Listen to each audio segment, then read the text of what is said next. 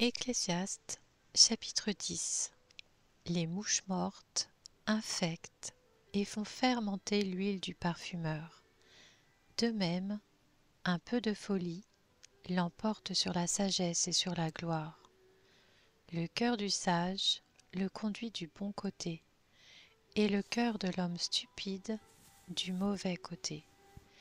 Quand le fou marche sur un chemin, comme il manque de bon sens, il révèle à tous qu'il est un fou.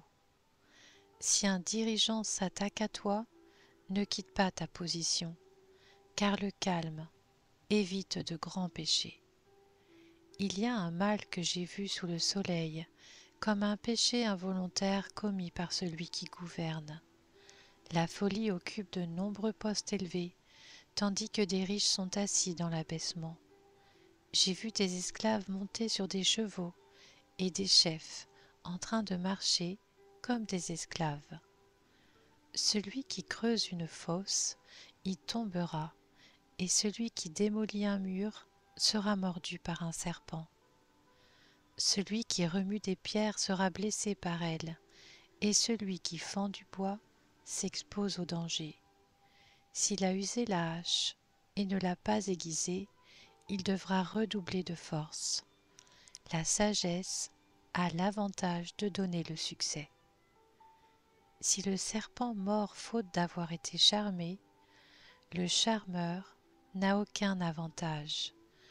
Les paroles du sage sont pleines de grâce, tandis que les lèvres de l'homme stupide causent sa perte. Dès le début, ce qu'il profère n'est que folie, et la fin de son discours est plus délirante encore. Le fou multiplie les paroles.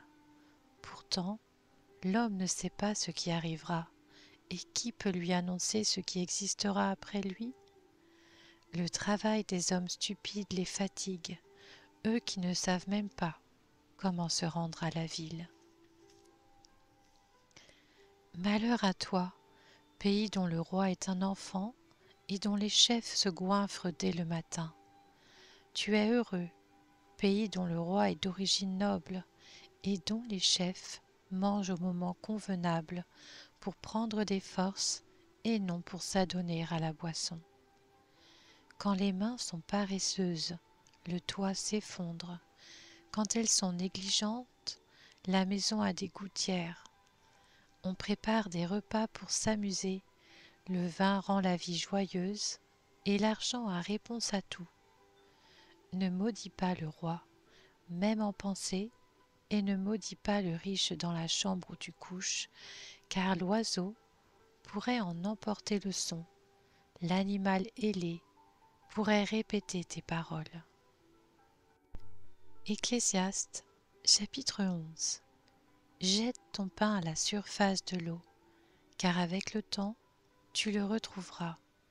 Donne-en une part à 7, et même à 8 personnes, car tu ne sais pas quel malheur peut arriver sur la terre. Quand les nuages sont gorgés d'eau, ils la déversent sur la terre. Si un arbre tombe, que ce soit au sud ou au nord, il reste là où il est tombé. Celui qui observe le vent ne sèmera pas, et celui qui regarde les nuages ne moissonnera pas. Tu ne sais pas quel parcours le vent suit, ni comment les os se forment dans le ventre de la femme enceinte. De même, tu ne connais pas l'œuvre de Dieu, l'auteur de tout ce qui existe. Sème tes graines dès le matin, et le soir, ne laisse pas ta main en repos, car tu ne sais pas ce qui réussira.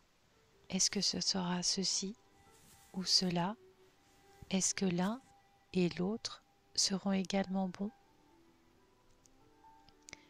La lumière est douce, et il est agréable pour les yeux de voir le soleil.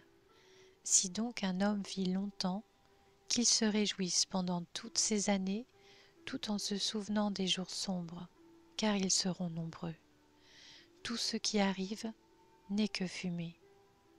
Jeune homme, réjouis-toi dans ton adolescence, livre ton cœur à la joie durant ta jeunesse, marche en suivant les voies de ton cœur et les regards de tes yeux. Cependant, sache que pour tout cela, Dieu t'appellera en jugement. Chasse le chagrin de ton cœur et éloigne le mal de ton corps, car l'adolescence et la jeunesse partent en fumée. Ecclésiaste, chapitre 12. Souviens-toi de ton Créateur durant ta jeunesse, avant l'arrivée des jours mauvais, avant d'atteindre les années où tu diras « Je n'y prends aucun plaisir ». C'est le moment où le soleil et la lumière, la lune et les étoiles s'obscurcissent, et où les nuages reviennent juste après la pluie. C'est l'époque où les gardiens de la maison tremblent, où les hommes forts se courbent, où celles qui broient interrompent leurs tâches parce qu'elles sont trop peu nombreuses, où ceux qui regardent par les fenêtres s'obscurcissent. C'est l'époque où les 2 battants de la porte se ferment sur la rue, tandis que le bruit de la meule diminue, où l'on se lève au chant de l'oiseau, où toutes les chanteuses s'affaiblissent. C'est l'époque où l'on redoute ce qui est haut, où l'on a des terreurs en chemin, où l'amandier fleurit, où la sauterelle devient lourde et où la capre n'a plus d'effet, car l'homme s'en va vers son habitation éternelle et les pleureurs parcourent les rues. Souviens-toi de ton Créateur avant que le cordon d'argent ne se détache, que le vase d'or ne se brise, que la cruche ne se casse à la source et que la poulie ne tombe, rompue, dans le puits, avant que la poussière ne retourne à la terre comme elle y était et que l'esprit ne retourne à Dieu, celui qui l'a donné. Comble de l'inconsistance, dit l'Ecclésiaste, tout n'est que fumée. L'Ecclésiaste n'a pas seulement été un sage, il a aussi enseigné la connaissance au peuple, et il a examiné, recherché, mis en ordre un grand nombre de proverbes. L'Ecclésiaste s'est efforcé de trouver des paroles agréables, des écrits pleins de droiture et des paroles vraies. Les paroles des sages sont comme des aiguillons, et rassemblées en un recueil, elles sont comme des clous plantés. Elles sont données par un seul berger. Attention, mon fils, à ce qui pourrait y être ajouté. On n'en finirait pas si l'on voulait faire un grand nombre de livres et beaucoup d'études. Fatigue le corps. Écoutons la conclusion de tout ce discours. Crains Dieu et respecte ses commandements, car c'est ce que doit faire tout homme. En effet, Dieu amènera toute œuvre en jugement, et ce jugement portera sur tout ce qui est caché, que ce soit bon ou mauvais.